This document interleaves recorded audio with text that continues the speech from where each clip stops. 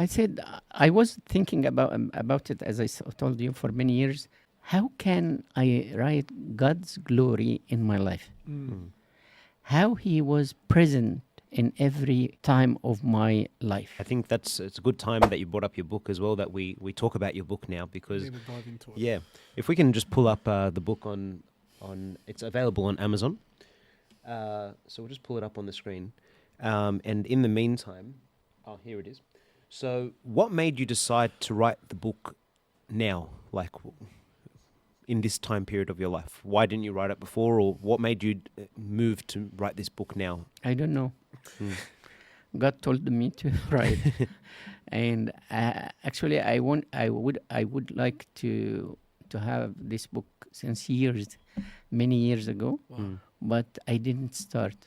All of a sudden, I start to write, Felt moved to do it, yeah. and God helped me a lot to have it. And so I said, maybe this is God's will also. I don't think a lot. Whatever it comes, it goes. Yeah, you go with the flow. Yeah. So was there any part of your story that you were hesitant to include in the book? Yeah, that my personal relationship with God, I didn't talk about it at all, because this is very, very private. Any appearance of the saints which others doesn't know, I never mentioned. Some stuff is political, either to the countries which I was in, or to the army or whatever. I didn't mention it. I mentioned just little things about it. So you've lived with snakes, you've slept on cliffs, you've met presidents, you've buried martyrs. You sat down to write this. How did you know what to choose, what made it into the book? Because you've had such a full life. So how do you know what to put in the book? I said I was thinking about it, as I told you, for many years. How can I write God's glory in my life?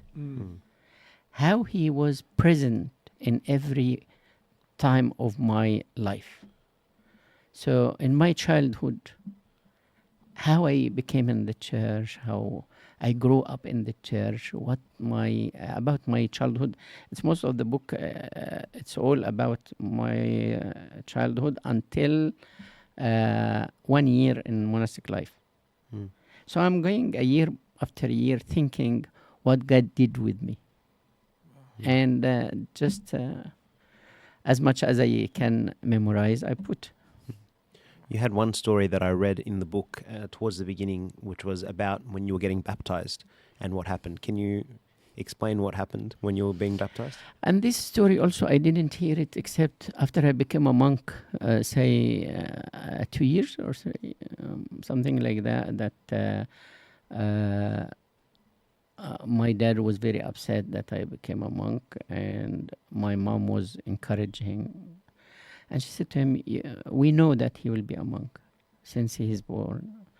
He said to her, what do you mean? She said, did you forget the close of the baptism? So I was curious to understand. I said, there were 2 monks sitting there. I said, Mom, what are you talking about? She said, no, we don't want to tell you that since the beginning. I said, yeah, tell me now. I have become a monk already. She might as well. I'm a monk now. She said that in your baptism day, we lost your cloth completely, the white one, and we didn't find any. Then a monk, which we don't know from whom he came to the baptistry and gave us a cloth for a monk. I said, let him wear this. They said, he cannot wear black in his... He said, no, it can work. I am a Buna, I'm telling you that.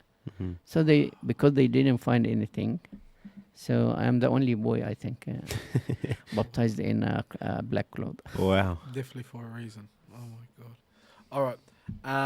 Other than the baptism story, which story in the book do you think people will be most shocked by? You don't have to go too much into it. I think all the stories. It has around 120 stories. Yeah. Wow. So If it's anything like the story he told us, it's definitely worth reading. Purchase 100%. the book. and it is in the book also. Oh, That's wow. the story. Yeah. Well, another question was, did you write this book for the church, for the world, or for the next generation to come? Actually, for the world. For the church, I know the people in the Coptic church, they are very spiritual. They don't need even, they experience God many times. And even a little kid in the Coptic Orthodox church, he will be better than me and went through a lot of things more than me. But for the world and other churches, I wish I wish all the Orthodox, our Orthodox brothers and sisters in Eastern or Western countries hear about how we grow up, how we became monks. We read always about Russian monks, Greek monks, but you don't hear anything about Coptic monk. We're the ones that started the monasticism. Yeah, while Saint Anthony is the first monk in the whole world. True. Yeah. So I wanted also to show them that God is working with us. For those who are not believing in our orthodoxy, no, God is working with us very clearly on a daily basis. For those don't believe in God at all, this has happened, and it's all what's in this book. It has evidence. I'm one of them. I'm evidence that I became a monk. So I think they can just reconsider thinking about God. He is the creator, and He's the one who is Almighty God. When I say Almighty, it means He is dealing with everyone one-to-one on a very, very even tiny stuff in their life. Wow. So, after a lifetime of serving God in hidden places, what was it like suddenly to put your whole story out into the world? Was it something that you felt like it was really freeing and satisfying, or do you feel like it was like you felt exposed or felt exposure by this? Actually, whatever in the book, I already said in many videos around the world. I mean, I am working in media for around more than 20 years. So I tried to preach by whatever I can. And now I'm a parish priest taking care of a congregation. But still in my mind, the rest of the world, how can I help them? How can I preach them? How can I let them think about God by any way? So I wrote this book. With that being said, if someone reads your book who doesn't believe in God, what do you hope happens to their heart by the time they finish the last page? That he touched and come back to the Lord. Actually, I have a young boy, he is year 11. He read the whole book in one day. Wow.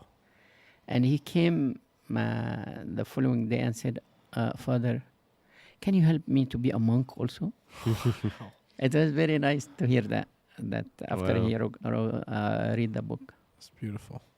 Well, so you mentioned earlier on that you signed it by anonymous Coptic monk. That really stood out, of course. And I think, obviously I know that you're very humble and you don't like to boast, and that could have been a reason behind it. But I think it's very important that at least people know it's from you, because you're known for your stories. So once they know that all these stories are in one place, they'll definitely come find it. But do you feel like still happy that you left it as an anonymous Coptic monk, or would you have preferred to? No, because I don't want my name to be. I want them to know Christ, not me. I'm not nobody, as I said in the beginning. I want them to focus on that happened with a person, whoever that person, and it can happen with me. Yeah, this is what all the message about. Yeah, God is working.